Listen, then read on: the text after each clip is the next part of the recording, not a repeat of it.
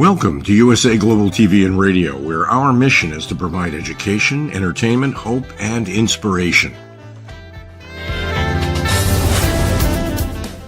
USA Global TV and Radio connects you with experts and audiences all around the world every single day to help you succeed in business and to live a richer life. Visit us at usaglobaltv.com to learn about career and life-changing training and mentoring programs like the Listening Mentor. Subscribe to our newsletter to stay informed about our special programs and offers. Discover how you can become a guest on one of our shows or a host or producer of a USA Global TV and Radio show of your very own. That's USA Global TV and Radio, where the doctor is always in.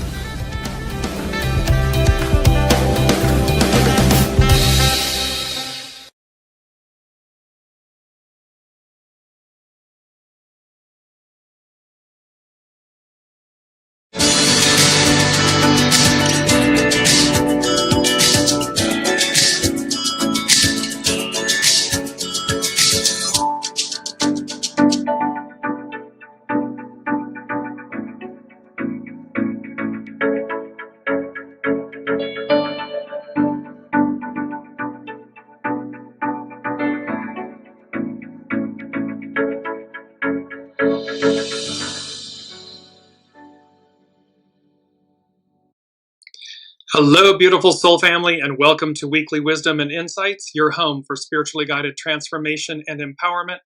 I am your host, Dearjames, and together with the unseen, Spirit, Source, and Symphony, we look at the current energies, the intuitive wisdom and insights, and we go as guided. And we are dealing with the full moon total lunar eclipse in Virgo that just occurred yesterday on March 3rd, 3/3/2026 at 3:33 a.m. Pacific time. So we are working with these incredibly beautiful energies. Full moon, total lunar eclipse in Virgo. And let's jump in and see what's cooking because there is a lot to cover. So our main energies, it's March, so it's difficult beginnings, persevere.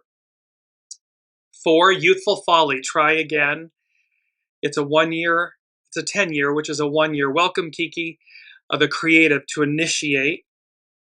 And it's 8, uniting, unite, holding together. And so we have these energies playing, but also we have this beautiful, let me just bring up the chart here. Here's this beautiful astrological chart. Welcome, Olivia, for the full moon total lunar eclipse that occurred in Virgo yesterday on the 3rd of March. And you can see at the top of the chart this stellium of planets. We have Mars, the ascendant, the north node, the sun, Mercury retrograde, and Venus, all in Pisces. Why? And the opposing the moon and the south node. So this, when an eclipse occurs close to either the north node or the south node, it is karmic, and it is fated, destiny, and it is for the collective. It will impact us individually, of course, but it's also karmic and collective. The south node is about what we're releasing. And so what's amazing is that stellium of planets in Pisces is speaking to this final release. Pisces is the last sign of the astrological year of the wheel. It's all the personal planets and conjunct the north node, where we're going, before they enter Aries. It's coming up in latter March, early April. They're all going to be in Aries, the first sign of the zodiac, fire. So this is a culmination point, and you'll see how this is working out.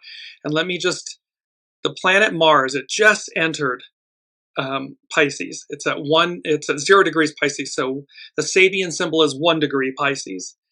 And it's in a crowded marketplace. Farmers and middlemen display a great variety of products. Its keynote is the process of commingling and interchange, which at all levels demonstrates the health of a community. In any 12-fold division of a complete cycle, for instance, the 12 zodiacal signs and the 12 houses of a birth chart, the 12th section often has been given a negative significance. It can refer to oppressive conditions as it represents a, quote, closing of accounts, a final evaluation of the harvest of the cycle. A very bad harvest may lead to a bankruptcy. A premature revolt may bring the rebel to jail. The dissolute may end in a hospital. In this section of the cycle, a person reaps what they have sown. But it may also be honors, social prestige, the interests of well-managed wealth. You'll see how this latter part ties into the Six of Wands coming up.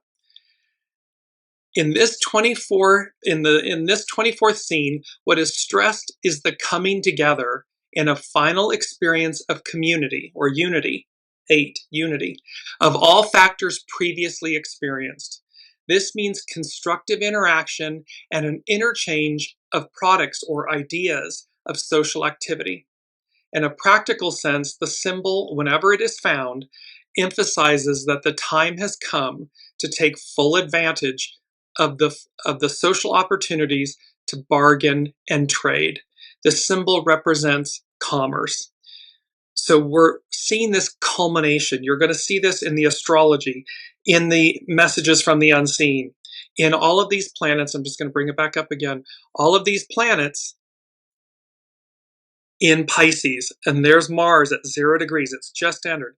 This month and this moment is about this culmination, because you see, it's Mars, it's the Sun, it's Mercury retrograde, it's Venus. Those are all the personal planets before they enter Aries, where Neptune and Saturn already are, and Chiron, the wounded healer.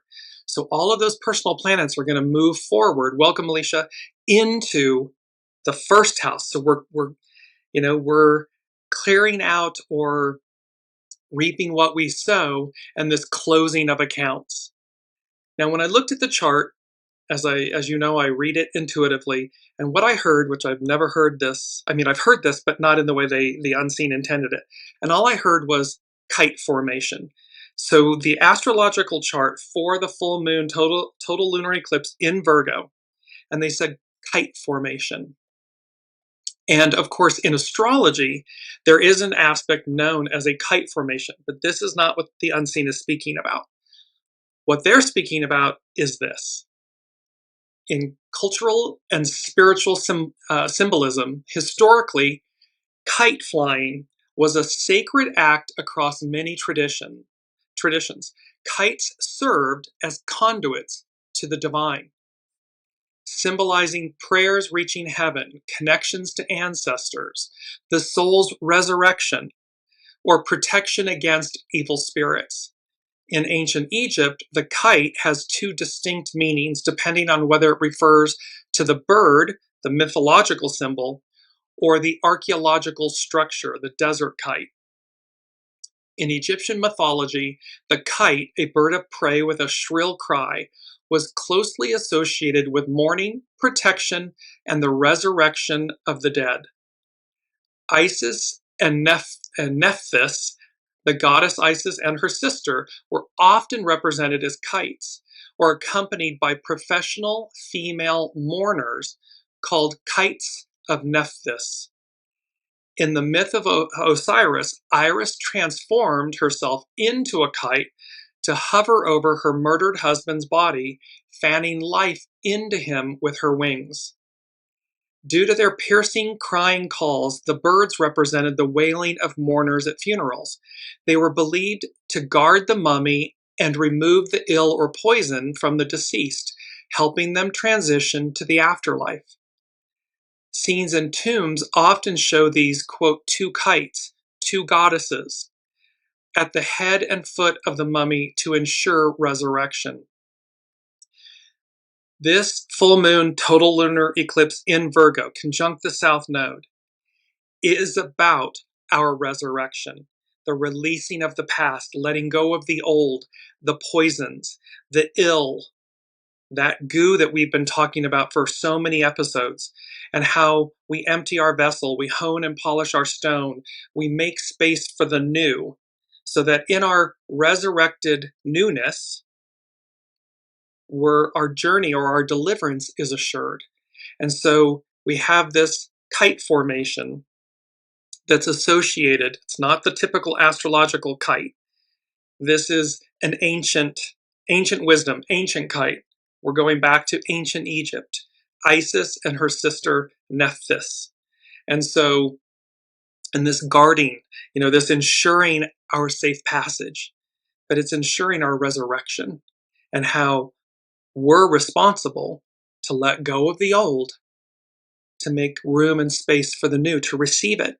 Because if we don't let go, there's no room or space. And it doesn't matter what it is, a person, a place, a thing, whatever it might be, clothing or whatever it might be. If we don't, pay it forward, make space and room, we can't receive the new. And so this is where we are with all of this. I want to move into, this is our main theme, transformation, the light at the end of the tunnel. And because this is, of course, what the kite, the Isis and Nephthys are conveying and speaking to. And so here we are, transformation, the light at the end of the tunnel. So spiritual transformation is a profound, fundamental shift in an individual's relationship with the sacred, their core beliefs, and their sense of self. It involves moving from a lower, ego-driven state to a higher, more conscious and loving state. This process often results in increased peace, purpose, and inner lasting change. So where you may have been struggling, we are struggling in this moment because the old is collapsing, the new is rising. It's kind of a cluster, welcome calling at the moment. And so we're looking for increased peace, purpose, and this inner lasting change. We're yearning for it. I don't know about all of you, yearning for this higher octave, for the purity of it, the peace of it, the opportunity, the magic of it. And so here we are, spiritual transformation.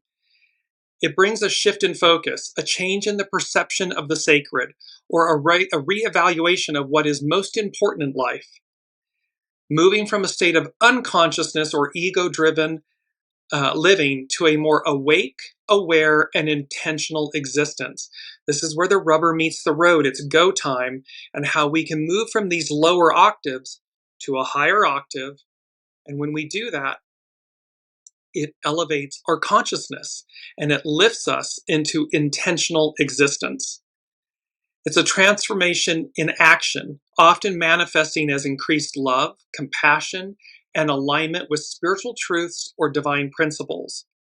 A turning around or inner renewal of the heart, mind, and soul, often leading to a new, more profound sense of purpose. If you've been in a place of a closed heart, the walls are up, the drawbridge is up, and this, kind of closed off. Well, this is a renewal of the heart. It's safe to step out, to step up, to shine your light. We're not meant to hide our light under a bushel basket any longer. We are meant to authentically radiate our inner light. It can act as a catalyst. These shifts can be prompted by trauma, major life changes, or a deliberate, ongoing pursuit of growth. When we're constantly willing to look at ourselves, to keep honing and polishing our stone and emptying our vessel, it shifts us. It's this deliberate, ongoing pursuit of growth, which leads to happiness, consciousness. It is often described as a journey from the muddy waters of the ego toward a more sky-like expansion of consciousness. So this is transformation. And then we have light at the end of the tunnel. This phrase spiritually symbolizes hope, divine guidance, and the promise of a brighter future. It serves as a reminder that current hardships are temporary obstacles rather than permanent states, encouraging perseverance and faith during challenging periods of life. We're in it. We're in the major transition. We're at the threshold. Look at all those planets, those interpersonal planets.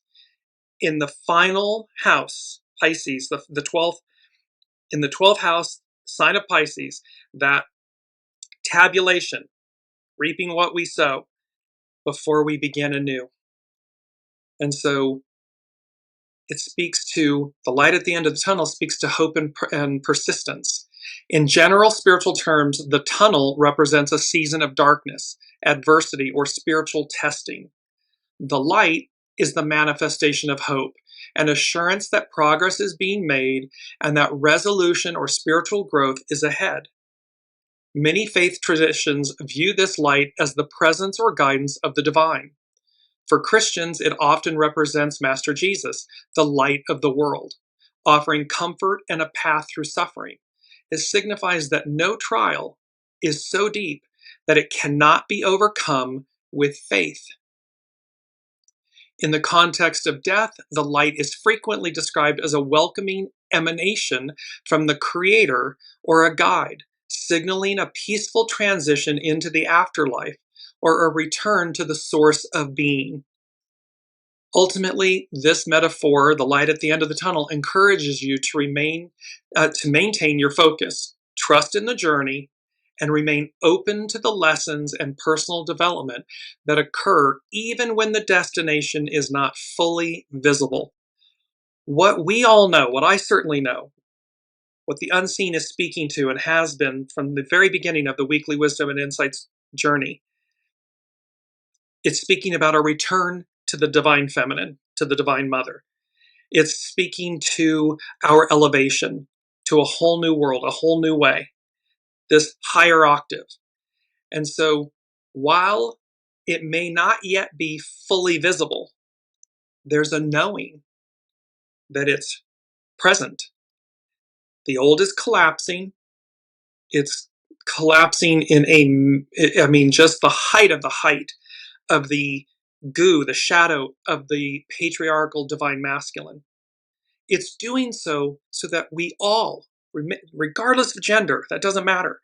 Divine feminine, divine masculine is within all of us. It's so that we will see that. Where have we contributed to that? Our thoughts, our words, our deeds, our actions, our relationships, whatever it may be. Where have we contributed to that goo? Where are we own, atone, releasing it? Where do we own it, atone for it, release it?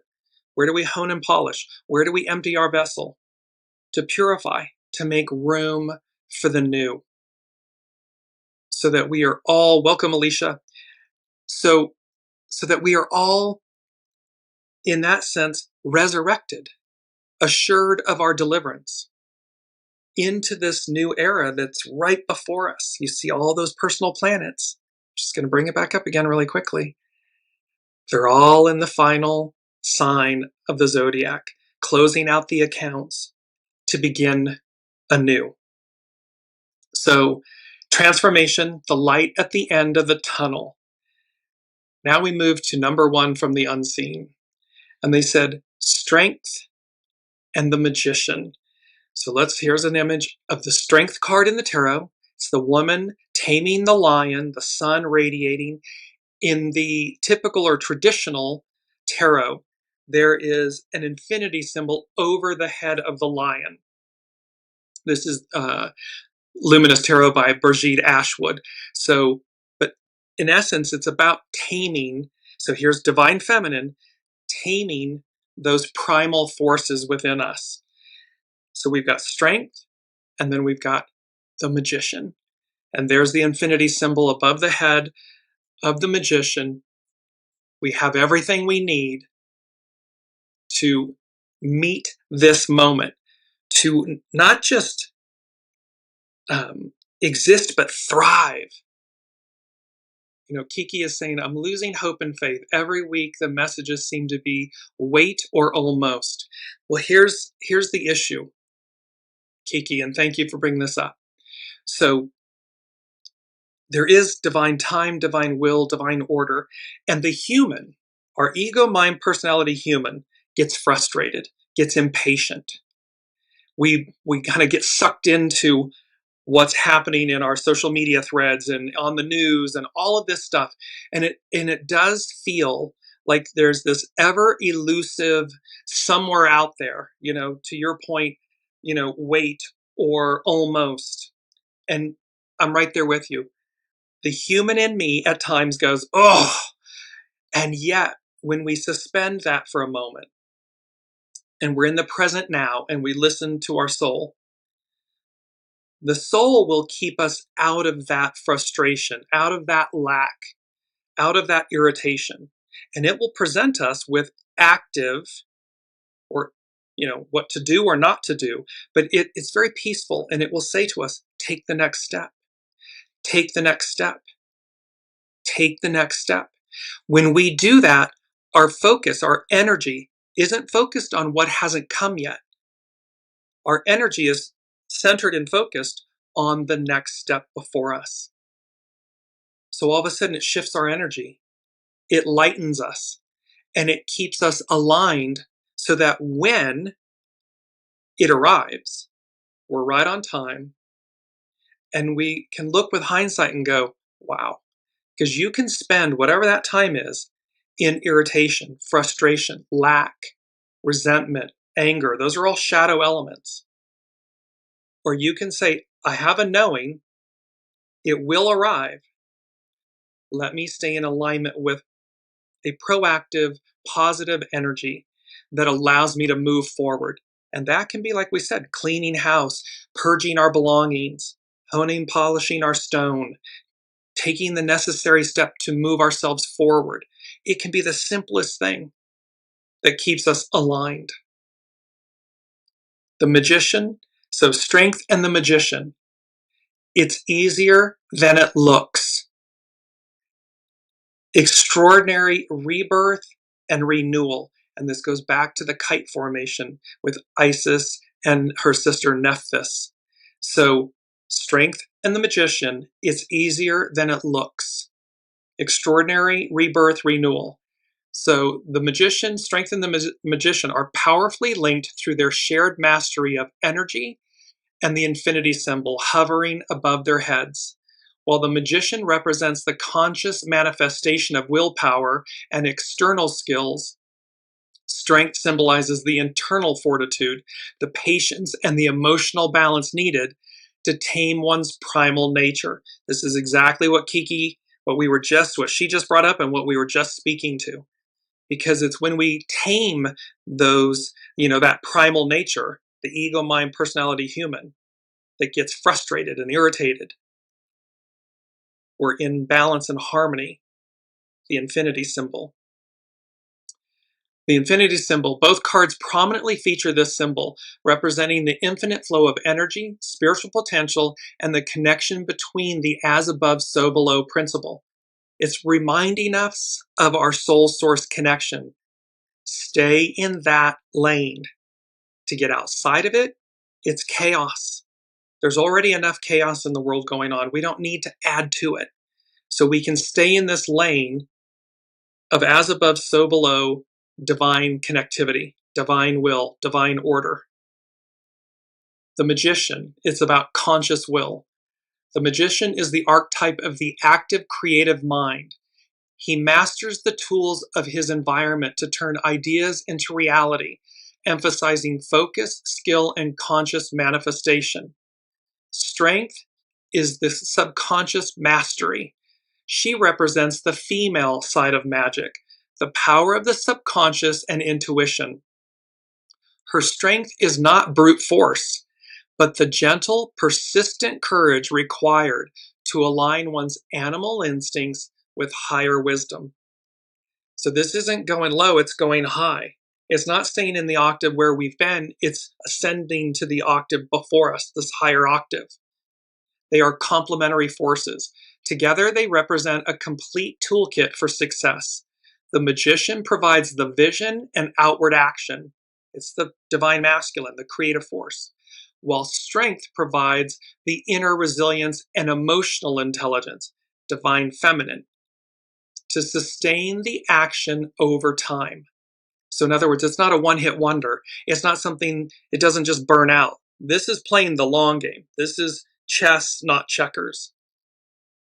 In a reading, seeing these cards together often suggests that you possess both the external tools and the internal character required to achieve your goals, provided you balance your drive with patience and compassion.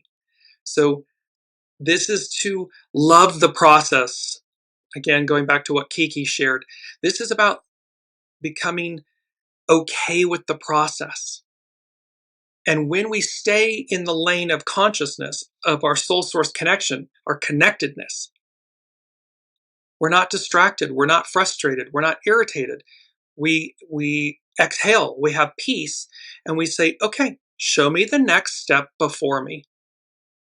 Because it's far too easy to fall into the lower octave or into that primal energy. And then we can't hear. Then we get lost, distracted. We go off on detours, or we fall down the rabbit hole. That's not productive. I mean, everything's purposeful, but there's a better way forward. So strength in the magician, it's easier than it looks. Extraordinary rebirth, renewal, and that kite formation. Well, it leads to number 2, which is the 6 of Wands. And the number 2 from the unseen, 6 of Wands. Homecoming, victory, celebration at long last. The 6 of Wands in the tarot is about homecoming, victory, celebration at long last.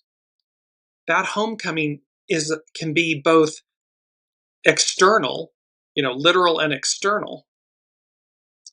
It can also be internal, how you have consciously come back home to your soul source connection, to your divinity, to the divine.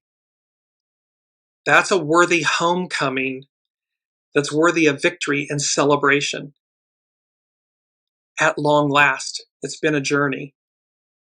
And this takes us to our key word, which is endurance.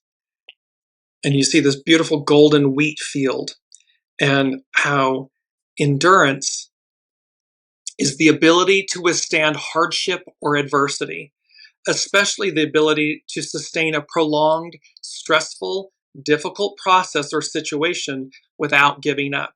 Again, Kiki's comments could not be more on point here, because see, it's about the withstanding the hardship or the adversity, especially when it's sustained and prolonged and stressful. This difficult process or situation without giving way or giving up. Endurance is the ability or strength to continue or endure, especially despite fatigue, stress, or other adverse conditions. It's the power to withstand something challenging. We're living in extraordinary times. To Kiki's point, it always seems elusive, this future that we're speaking about, that we're looking for. And yet, when we embody it, when we live and breathe it in the moment, when we stay aligned with it, in harmony with it, and we multiply that out, that light ripples out. And your light touches another person's light, touches another person's light, it ripples. And all of a sudden, we hit the tipping point. All of a sudden, as above, so below, we're divine order and human order, divine will and human will. They come together, they merge, they're one and the same. It's just that we shift the tipping point, that we align with divine will, divine order, divine time, and it ushers in the new. We're right on time. That's the golden ticket, the golden train. It's only when we're staying outside of that, in the lower octaves, that we're on the train that's come into the station that's ending. It's over. And so there's this choice point. It brings us to our mantra, which is in the flow. And it's number 3 from the unseen. In the flow, I receive my upgrade. And then they said, hands down, we made it through the rain. That's a song by Barry Manilow. So they're saying, in the flow, I received my upgrade. Hands down, we made it through the rain. And then the Tower card. So let's break these down. In the flow is a spiritual state of total alignment, presence, and ease, where your body, mind, and soul operate as one, often described as, quote, being in the zone.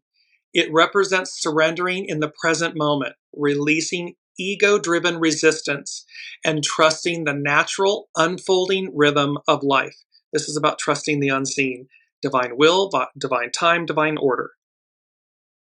It's about letting go of the need to control every outcome and trusting that the universe or a higher power is supporting you. It's about acting from a place of love and inspiration rather than force. That's the strength card. It's that taming the primal force. Masking tasks feel natural, making tasks feel natural and energizing. It's about being fully engaged in the now, which often leads to a loss of time perception. See, we stay out of the chaos because we're in the now. It's a feeling of connection to everything, where the senses of separation dissolve. It's about making decisions by tapping into your inner guidance rather than solely relying on strategy or ego, mind, personality, human. Being in the flow means accepting what comes and navigating life with adaptability rather than resistance. Kiki is saying, flow is my word of the year. There we go. There's the unseen and synchronicity with you, Kiki, and how you brought up something so powerful that's so intricately woven into the messages of this week's show, of these full moon, total lunar eclipse in Virgo energies, and what we're meant to release. We're meant to release that frustration, that irritation, that trying to make things perfect. So the imperfection. It's perfection in the imperfection. It's to see things and be in the now, be in the flow. In the flow, I receive my upgrade. Hands down, we made it through the rain. And when we live in the flow, we are moving toward being the full human beings the divine made us to be. We hear God's voice by listening to our life, our heart's desires, our gifts, by opening our hearts and our hopes and dreams. It's about being in alignment with that. We made it through the rain. So I made it through the rain. You made it through the rain. We made it through the rain. I Made It Through the Rain is a famously recorded song by Barry Manilow from 1980. It's an uplifting anthem of resilience, triumph over adversity, and personal perseverance. It's endurance. The lyrics, rewritten from a song about a struggling musician, focus on an ordinary person overcoming life's emotional storms, heartbreak, and doubts to emerge stronger, wiser, and standing tall.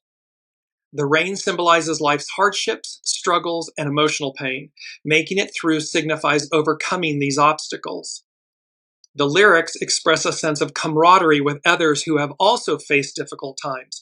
See, when our lights touch one another, when we're radiating, and that's felt, it ripples out. It's an endless ripple of light. And so it's about this camaraderie with others who have also faced difficult time, respected by others who got rained on too and made it through. The song highlights finding inner strength and self-respect after surviving tough times. It is a message that despite feeling like a storm is endless, holding on to hope allows one to reach the other side. The song is often interpreted as a hymn of hope for anyone navigating personal hardships. So the unseen is saying, in the flow, I receive my upgrade. Hands down, we made it through the rain. And we have the Tower card. And the first verse of the song is, we dreamers have our ways of facing rainy days, and somehow we survive. We keep the feelings warm, protect them from the storm until our time arrives. Then one day the sun appears, and when we come shining through those lonely years, I made it through the rain. I kept my world protected. I made it through the rain. I kept my point of view.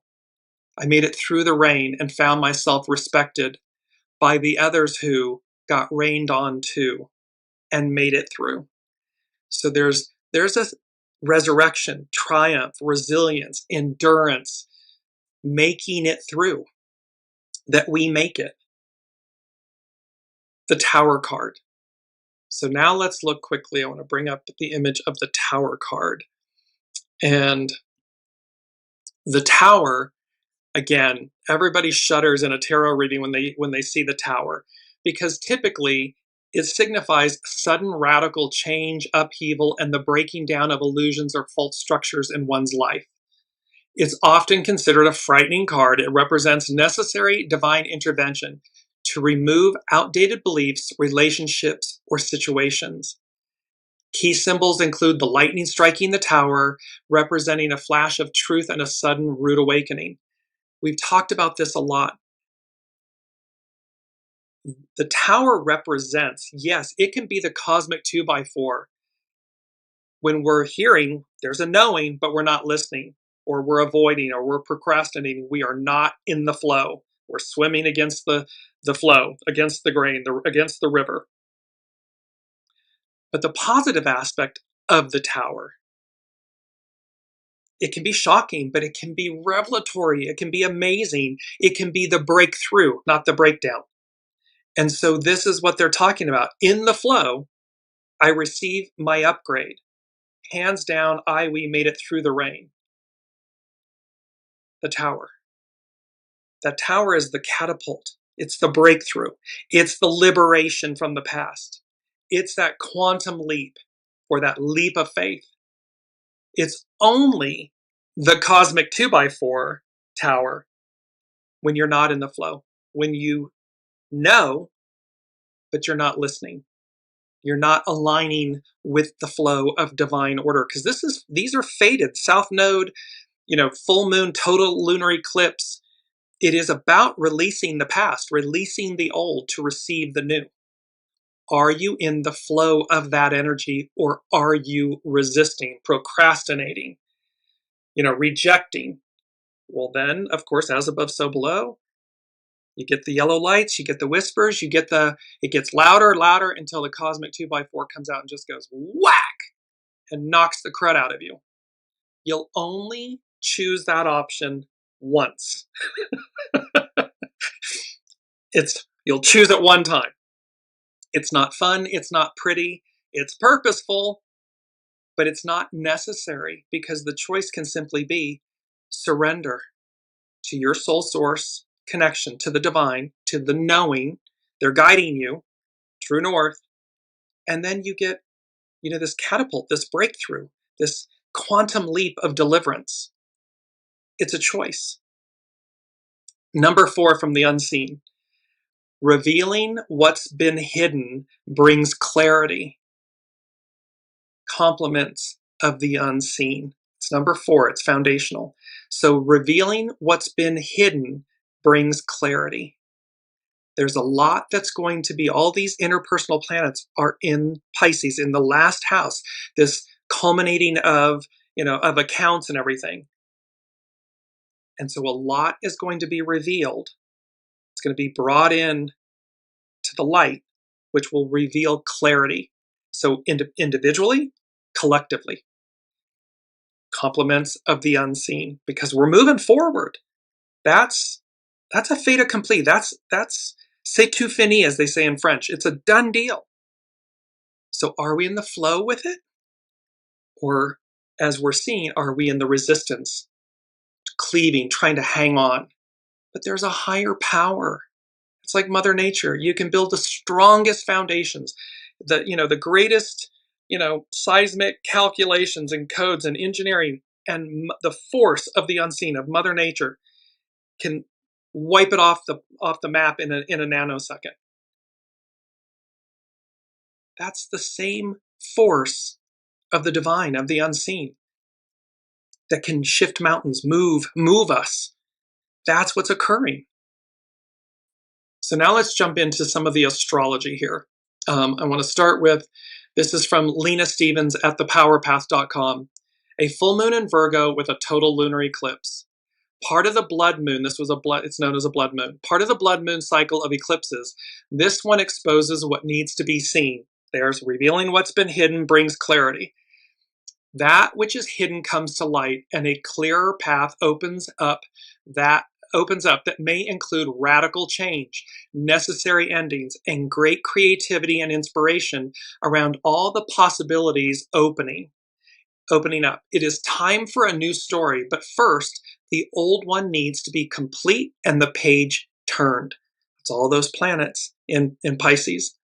This moon supports intuition, the endless field of possibilities, and a deeper drop into the heart and what is authentic. It will push you out onto the path of upgrade, whether you are ready or not. That's either the positive aspect of the tower or the negative aspect of the shadow aspect of the tower. So be proactive with this opportunity and decisive with your actions. What have you been procrastinating, neglecting, or putting off?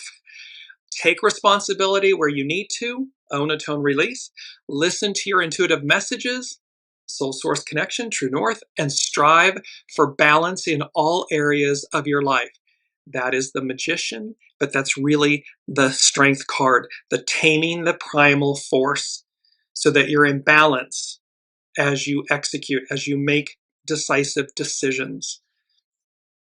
Now let's move to astrobutterfly.com. Speaking about the astrology of March 2026. This is an excerpt. So in March 2026, we are in full swing of eclipse season. On March 3rd, we have a total lunar eclipse in Virgo, bringing culminations, adjustments, and very real-world consequences. At the same time, we are still integrating the Saturn-Neptune conjunction at 0 degrees Aries from February. The reset that marked the official beginning of a new era. And yet, and remember, Saturn-Neptune cycles, when they conjunct, every 36 years, but the one at 0 degrees Aries, not in 6,000 plus years. So, and yet, astrobutterfly.com, and yet, while the new era has technically begun, we are still processing the previous one. That's speaking again to Kiki's first initial comment, this wait, or, it's not here yet. Pisces energy is still strong in March, with several planets lingering in the last sign of the zodiac. This creates a very particular atmosphere, part closure, part ignition.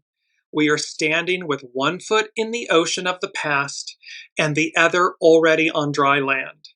Then at the equinox on March 20th, things heat up quickly. On March 20th, we have a rare concentration of 6 planets in Aries. On March 3rd, 2026, we have a full moon and total lunar eclipse that just happened on yesterday, at 12 degrees Virgo. This is a South Node eclipse, bringing to culmination themes that have been running in the background. In Virgo, this can show up as outdated systems, perfectionist habits, or responsibilities that no longer make sense in the context of where we are heading. The eclipse is sextile, that's a harmonious aspect, Jupiter. So despite the usual intensity associated with eclipse season, there is support available. There is a bigger framework that makes the adjustments easier to understand. Not everything that ends is a loss. Some things simply need to be reorganized. I love that statement. Not everything that ends is a loss. Sometimes it's namaste. I bow to the divine in you. Thank you for for everything I learned and I received in that moment. Again, whether it's a person, a place, a thing, an experience, whatever it may be, not everything that ends is a loss. Some things simply need to be reorganized. This is the unseen, the universe, the divine, reorganizing us for the new, for this upgrade, for what's before us. Number 5 from the unseen, they said, in the coming days, ...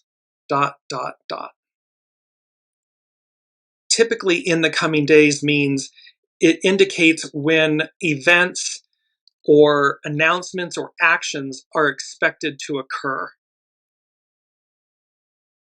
It's number 5, it's about change. And the unseen said, in the coming days, ... They kind of left it.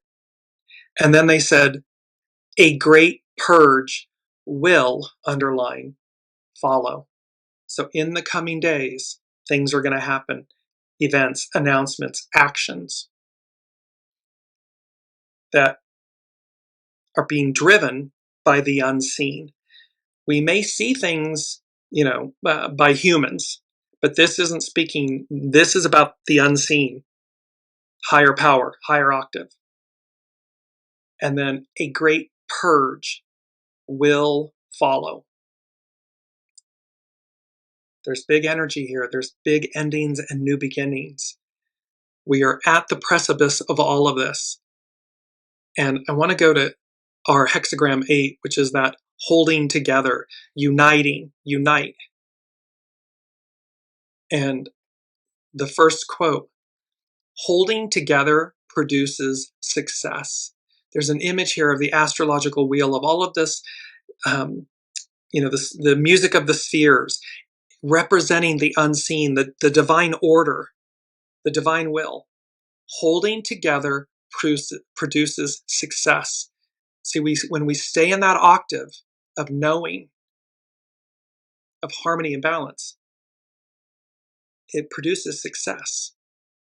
And this is by divination.com. So hexagram 8. Holding together produces success. High-level teamwork is achieved when the right players on the right team share a clear goal at the right time. It's all speaking to divine timing, divine order, divine will. A team forms its relationships in a delicate manner. Chemistry is brewed in the vat of shared experience. A strong sense of unity and wholehearted commitment is required for team success. We're all in this together. We as individuals, you, your ego, mind, personality, human, your soul source connection, your soul, you're in it together. All successful teams have a shared vision and a good leader.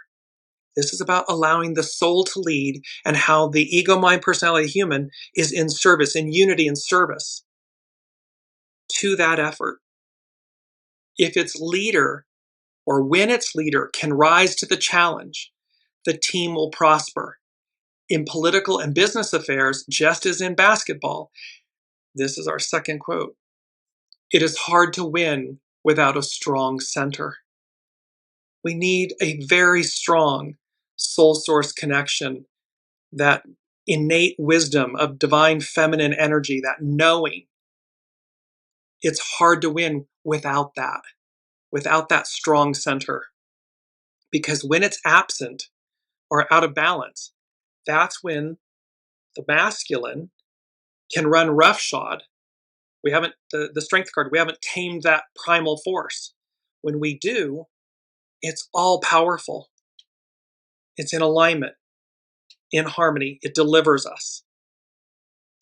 Accept the structure of the team if you wish to receive its benefits. In the flow, I received my upgrade. Hands down, I made it through the rain. The Tower card. Accept the structure of the team if you wish to receive the benefits. Otherwise, go off on your own, in holding together with others or with oneself. Cling to your own principles, to your inner knowing, your inner wisdom, but be willing to subordinate personal desires, ego, mind, personality desires, when they compromise the good of the group or the good of the unity, what your soul is telling you to do. If you would like to become a leader, remember that to become the center of influence requires binding people together, which is a serious challenge and responsibility. It's about shining your light purely, authentically, in a way that inspires and uplifts people. It draws them together. Assess yourself carefully to see if you qualify for such a role. Are you ready? Are you willing? Are you in alignment? If not, it would be better to pass on the opportunity than for you to lead now without proper preparation.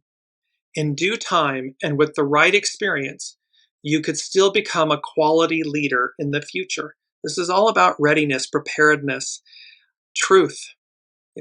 Are we willing to look at ourselves? Are we willing, because this is the, the age of Aquarius, the Aquarian era, the matriarchal era, we the people era. It's about when we do things that are good, win-win. It's good for the populace, and in reciprocity, coming back to me, I receive. It's a direct inversion of where we've been. And lastly, it brings to quote 3. Sincerity is the foundation of all successful relationships. In a thirsty world, it is not the form of the water's container that matters. It's the contents. So it doesn't matter. The container's not the issue. It's the purity of the water. It's the purity of what's inside of you, what's inside of us. And when we collectively choose to shift octaves, to align, that ripples out. We hit a tipping point, and that tipping point is directly in alignment with divine time, will, and order. Because make no mistake, whether we're ready or not, when the as above, so below, when that tipping point occurs, the higher octave, the higher hand, the divine, God, the all that is, hits, ushers in the new, you'll either be in the flow with it, so it's a positive tower, or you won't be, and it will be a shadow tower. Either way, it's going to happen. Be on the receiving, be in the flow, be in the receiving end of coming in together, in harmony with as above, so below. Number 6, from the unseen, they said, picking up, quote, the mantle of peace, we help both ourselves and others. So picking up the mantle of peace, we help both ourselves and others. This is about the 6 of Wands as well, that celebration, that homecoming. When we pick up that mantle of peace, and the mantle in the 6 of Wands, you see this beautiful green mantle over the horse. That's prosperity and abundance and limitless manifestation and creation. It's verdant, abundant. So picking up the mantle of peace, which is blue, it's the color blue, but they're indicating it's the color of royalty and so forth, divinity. So when we pick up the mantle of peace, we help both ourselves and others. And then they said, peace be with you. Peace be with you, as they have shown us. Yes, it's a greeting, but it was also a statement. After the resurrection, Master Jesus, entering a locked room, said to the apostles, the remaining apostles, peace be with you. It was a statement that the divine, the unseen, your soul source connection, is ever present. Nothing can keep it out. A locked door. Nothing can prevent it from entering, from being with us, being with you. And so that is this, to pick up the mantle of peace, to pick up the mantle of our divinity, helps ourselves and others. Now let's go to etherealculture.com. This is Juliana McCarthy, the astrologer, and she's speaking Virgo, total lunar eclipse, reckoning and release. Pardon me. On Tuesday, yesterday, a total lunar eclipse forms in Virgo, bringing culmination, reckoning, and release. Virgo is the sign of harvest. This is that the tabulation of our accounts and everything. So, and the reaping what you sow. So Virgo is the sign of harvest. She represents the measurable outcome of how well we have tended to our resources, routines, and daily rhythms. This eclipse is asking us to take inventory. Habits, systems, and obligations that have quietly operated in the background are stepping into the light for evaluation. Revealing what's been hidden brings clarity. Compliments of the unseen.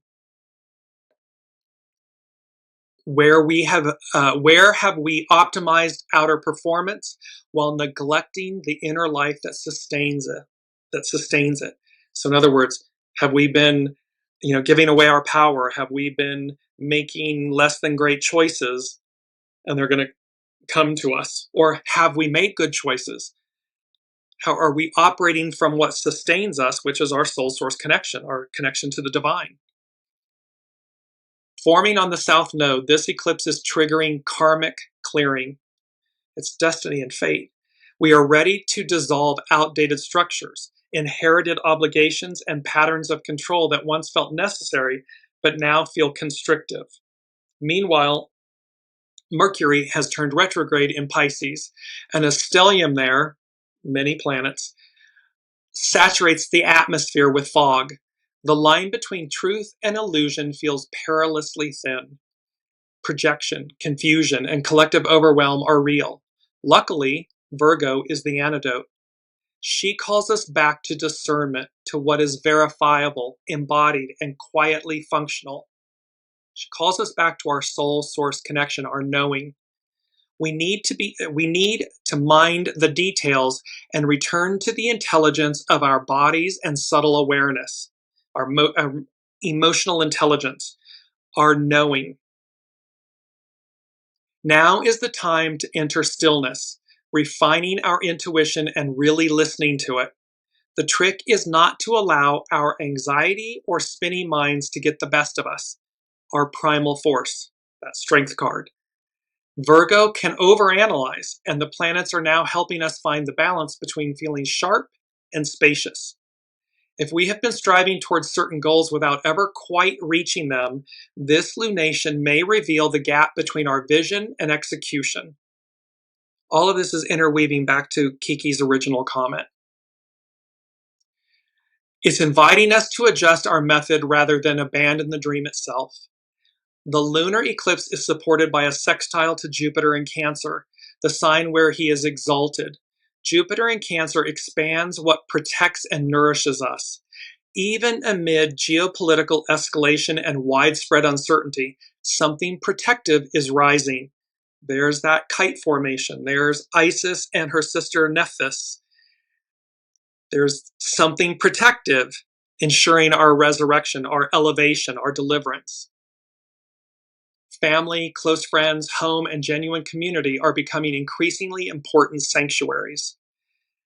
As the moon turns red in the sky, we are asked to release what has outlived its purpose and recommit to what is truly growing. The fog of this season is undeniable, but so is the clarity waiting on the other side of an honest reckoning. We are ready for great momentum. This is how we prepare for it. As the Earth's shadow crosses the moon, may we see more clearly what is genuinely working in our lives and find the courage to release what is not. May we trust our discernment, tending to what nourishes us, while meeting this threshold with clear eyes and open hearts. Again, this was from Juliana McCarthy at etherealculture.com. So there's this beautiful moment of where we are, of just bringing them up, endurance, of being in the flow. And that to the main theme, this transformation, the light at the end of the tunnel, we're right there. We are there.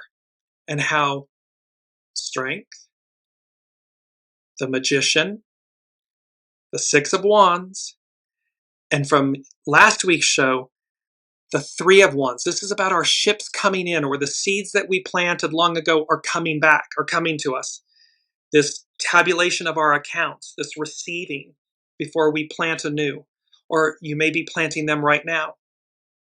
But it's because there's an accelerated advance. Things are going to speed up when all of those interpersonal planets enter Aries, and that stellium in Aries, first sign of the zodiac, fire. Major planets moving into fire and air signs. Things are going to rapidly advance or accelerate. And yes, the tower. Let it be a proactive tower for you, a breakthrough, not a breakdown. This is where we find ourselves.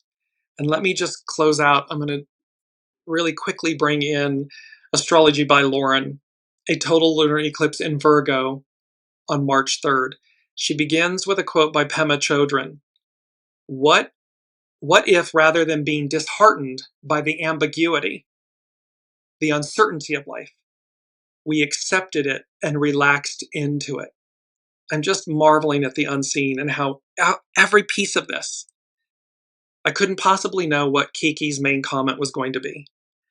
And the synchronicity, her presence to be here, and how this is intricately interwoven, every aspect of this, of the energies of this full moon, total lunar eclipse in Virgo, is speaking to everything that she commented on. This frustration, this will it ever occur? When will it happen? And yet everything is speaking to us about, well, what if rather than being disheartened by the ambiguity, the uncertainty of life, we accepted it and relaxed into it. We stayed in alignment with soul source connection. We trusted in the power of the unseen, and we aligned with that power. And that keeps us centered and focused. That tames our primal force. So, Astrology by Lauren.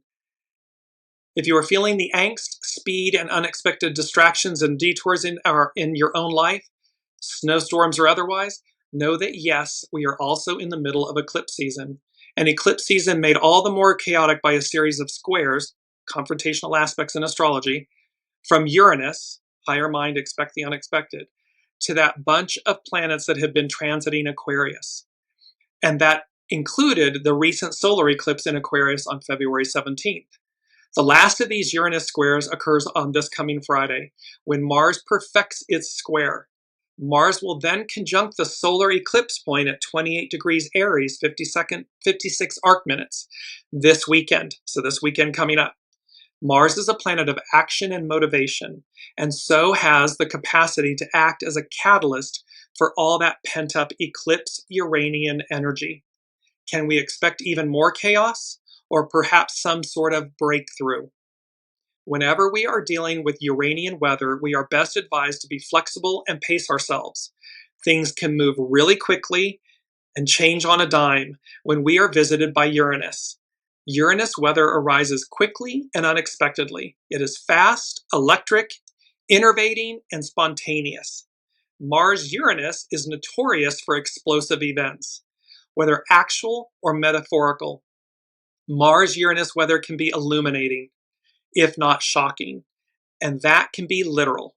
Contrast that with the recent Mercury retrograde station in Pisces. We are being beckoned to withdraw from all the chaos in our lives, hang up our out to lunch sign at the door, and go within. This is about where we tame the primal force. It's the strength card. From chaos to retreat, we are being advised to find some silent and sacred place within which we can meditate, reflect, and connect with ourselves. That's the only way that we know what the next step is, and we stay out of chaos, illusion, delusion, falling down the rabbit hole. We stay and we take the next proactive, positive, pure step. Astrology by Lauren. For it is when things are most hectic that we are needing to take the most care of ourselves, our minds. All the more so when we take into consideration that the total lunar eclipse is in a Mercury-ruled sign, Virgo, bringing all things Mercury to the foreground. It is a south nodal lunar eclipse, meaning the moon is conjunct the south node, which implies a shedding, a release, or a letting go to more fully embrace the north node in Pisces, which is currently conjunct the sun, our life force. Rather than getting caught up in the chaos, we are being asked to reassess, reflect, and rethink our current circumstances and the direction we are headed. The total lunar eclipse in Virgo on March 3rd is bringing closure to what may have felt like a very chaotic and at times stressful eclipse season. Going within and trusting our own inner guides can help us to get back on track, not only with our lives, but even our own destiny. This is a total eclipse, meaning that this is one of those magical times in which the sun, moon, and earth are in perfect alignment. It is because of this perfect alignment that this eclipse is so significant, especially when it is so close to the south node where so much karmic releasing is occurring. Lunar eclipses are times of culmination, of endings. It's about reaping, not sowing. They show us the ramifications of choices and decisions made in the past and what we can do about them now. Celeste Teal tells us in her book entitled Eclipses that the south node, or the dragon's tail, is indicative of our comfort zone. It is what we are accustomed to, but not always what is best for us. As a result, we are not always objectively aware of why we are experiencing certain events. The lunar eclipse is trying to show us what it is that we need to change, release, or let go of to grow and further evolve. Thus, it is not uncommon, as a result, for these South Node eclipses to be associated with endings or completion. But remember, not all endings are bad. Because this is a total eclipse where we see this perfect alignment between the sun, spirit, the moon, soul, and the earth, the body, it seems to allow the Norns, the fates of Norse mythology, to step in and weave their tapestries. This allows them to move the pieces about, chess, not checkers, moving the pieces about on the playing board of life. And this is why it can sometimes feel like we are having a meeting with destiny. It may seem as if we are being inexorably drawn along on the tide, and there is nothing to be done at these times but to move through to the other side, be in the flow, and accept the lot that has been being handed to us. And because there is this added element of fate, or the fruition of karma, thrown into the equation, these periods feel unpredictable. But also know that these eclipses are ultimately in service towards the evolutionary progress of humankind, as well as for each of us individually. And what we receive within the bounds of these eclipse seasons is necessary for our soul's journey. For this reason, these eclipses can serve as turning points in our lives. It's all purposeful. It may be jarring. It may be that we have to uproot ourselves or take a leap of faith or have great fortitude and trust, endurance. But be in the flow. Lastly, number 7, before I get to Olivia and Colleen's comments. Number 7 from the unseen, they said, open the doors and windows before you. A new day, a new era dawns. 7 is about the completion, divine completion, fulfillment, the divine promise. It's the foundation of God's word. Open the doors and windows before you. Walk through them. Be willing, be open, be receptive, be in the flow. Be willing to receive your upgrade. Hands down, we make it through the rain. It's about transformation, the light at the end of the tunnel. And I just want to say, Olivia is speaking about, we create the world around us via our own consciousness. If we fear, we add to the things that seem to go wrong because our energy feeds it. When we disbelieve the news and fall in with it, we add to it. If we know the unseen is with us, the divine is with us, and we disbelieve there is more than one power, then we are manipulated by that. The war we fight is only within our own consciousness. Be peaceful. There's that beautiful be peaceful. Picking up the mantle of peace, we help both ourselves and others. And Olivia is saying, be peaceful, be still, and don't give energy to the lies and what seems to be going on outside of us. Exactly. Thank you, Olivia. So beautiful. Kiki, Olivia, everyone contributing. Thank you. It is this mantle of peace, this presence, this powerful presence within you, within us, that delivers us. And it will be, again, regardless, there's a divine will, time, and order, as above, so below, that is orchestrating all of these events perfectly. Are we in alignment with it? When we are in the flow, we receive our upgrade. Hands down, we made it through the rain. It's about the strength in the magician. It's about the 6 of wands, the 3 of wands. It's about accelerated advance. It's about the tower. It's about in the coming days. And a great purge will come or will follow. Open the doors and windows. Be in alignment with your soul source connection. Listen to your intuitive knowing, your inner wisdom. That is your soul. That is the divine. That is the all that is, guiding us, guiding you. Can't wait to see where this all goes next.